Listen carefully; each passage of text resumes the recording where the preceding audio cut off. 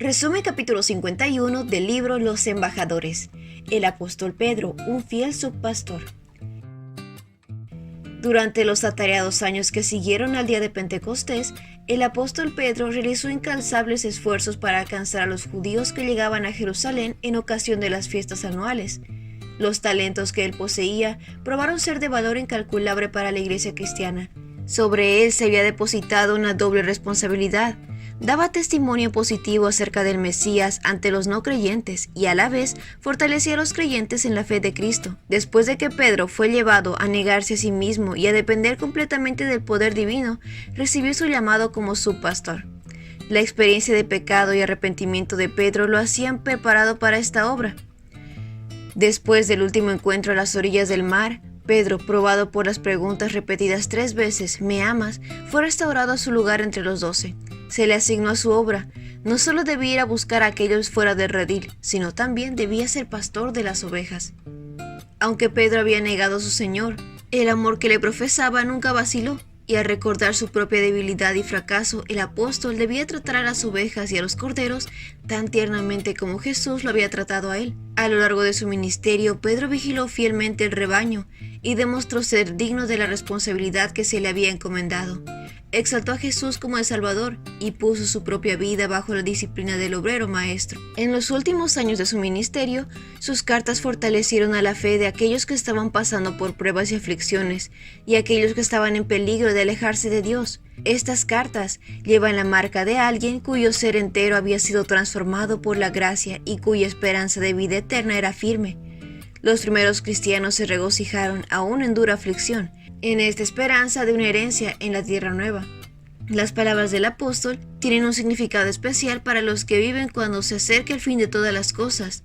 Sus palabras de ánimo son necesarias para cada persona que mantendrá su fe hasta el fin. El apóstol quiso enseñar a los creyentes a mantener la mente alejada de temas prohibidos o de gastar sus energías en asuntos insignificantes. No se amolden a los malos deseos que tenían antes, cuando vivían en la ignorancia. Pedro continuó: ámense de todo corazón los unos a los otros. Muchas de las más preciosas lecciones de Gran Maestro fueron habladas a quienes no podían entenderlas en este momento. Cuando después de su ascensión el Espíritu Santo trajo esas enseñanzas a la memoria, los sentidos adormecidos despertaron. El significado de estas verdades brilló en sus mentes como una nueva revelación. Entonces los hombres que él había elegido proclamaron la poderosa verdad. Y el Verbo se hizo hombre y habitó entre nosotros, lleno de gracia y verdad. De su plenitud todos hemos recibido gracia sobre gracia. El apóstol exhortó a los creyentes a estudiar las Escrituras. Pedro se dio cuenta que toda persona que finalmente obtiene la victoria experimentará perplejidad y prueba, pero la comprensión de las Escrituras traerá a su mente promesas que confortarán el corazón y fortalecerán la fe en el poderoso. Muchos a los que Pedro se dirigió en sus cartas estaban viviendo en medio de paganos, y su permanencia en la verdad dependía mucho de que ellos permanecieran leales a su llamado. El apóstol detalló la actitud que los creyentes deberían tener hacia las autoridades civiles. Sométanse por la causa del Señor a toda autoridad humana, ya sea al rey como suprema autoridad o a los gobernantes que él envía para que castiguen al que hace mal y reconocer a los que hacen bien, porque esta es la voluntad de Dios, que practicando el bien hagan hallar la ignorancia de los insensatos. Los que eran siervos debían permanecer sujetos a sus amos. El apóstol exhortó a las mujeres en la fe de ser modestas. La lección aplica a todas las edades. En la vida del verdadero cristiano, el adorno exterior está siempre en armonía con la paz y la santidad interior. La renuncia al yo, el sacrificio serán características de la vida de cristiano. La evidencia de que el gusto está convertido se verá en el vestido. Es correcto amar la belleza y desearla, pero Dios desea que amemos primero la belleza más elevada, esa que es imperecedera. Vestidos de lino fino, blanco y limpio, que todos los santos de la tierra usarán. Estas ropas los harán amados aquí y serán su credencial de admisión al palacio del rey. Mirando hacia adelante, a los tiempos peligrosos en los que entraría la iglesia, el apóstol escribió: no se extrañen del fuego de la prueba que están soportando.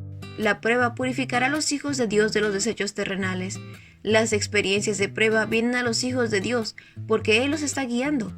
Las pruebas y los obstáculos son los métodos de disciplina que Él elige y la condición para el éxito. Dios no tolera que venga aflicciones sobre sus hijos que no sea esencial para su bien presente y eterno. Todo lo que trae en forma de prueba y aflicción es para que puedan hacerse más piadosos y más fuertes para llevar adelante los triunfos de la cruz. Hubo un momento en que Pedro no estuvo dispuesto a aceptar la cruz en la obra de Cristo. Cuando el Salvador les comunicó acerca de su cercano sufrimiento y su muerte, Pedro exclamó: «De ninguna manera, Señor, esto no te sucederá jamás». Para este discípulo, aprender que el sendero de Cristo en la tierra pasaba por agonía y humillación fue una lección amarga que aprendió lentamente. Ahora, cuando su cuerpo activo estaba doblado por la carga de los años, pudo escribir: «Queridos hermanos, alégrense de tener parte en los sufrimientos de Cristo, para que también sea inmensa su alegría cuando se revele la gloria de Cristo». Al dirigirse a los ancianos de la iglesia refiriéndose a sus responsabilidades como subpastores del rebaño de Cristo, el apóstol escribió: «Cuiden del rebaño que Dios les ha encomendado. Háganlo con gusto, no de mala gana ni por el beneficio personal que puedan obtener de ellos, sino porque están deseosos de servir a Dios. No abusen de la autoridad que tienen sobre los que están a su cargo, sino guíenlos con su buen ejemplo. Así, cuando venga el gran pastor, recibirán una corona de gloria y honor eternos».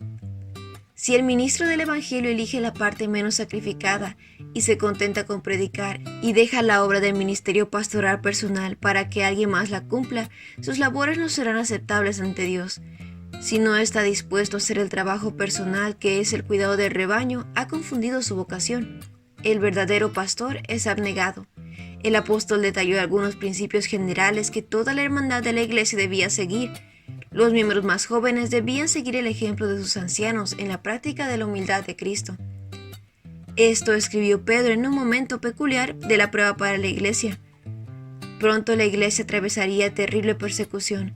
En los años siguientes, muchos dirigentes entregarían sus vidas por el Evangelio. Pronto entrarían lobos rapaces que no perdonarían al rebaño, pero con palabras de ánimo y alegría, Pedro dirigió a los creyentes de los sufrimientos presentes y futuros una herencia indestructible, incontaminada e inmarchitable. El Dios de toda gracia, oró fervientemente, después de que ustedes hayan sufrido un poco de tiempo, los restaurará y los hará fuertes, firmes y estables. Ese fue el resumen del capítulo 51 del libro Los Embajadores. No olvides compartir este video con tus compañeros de clase o con otras personas que tú creas que necesitan escuchar este mensaje. Nos vemos la próxima.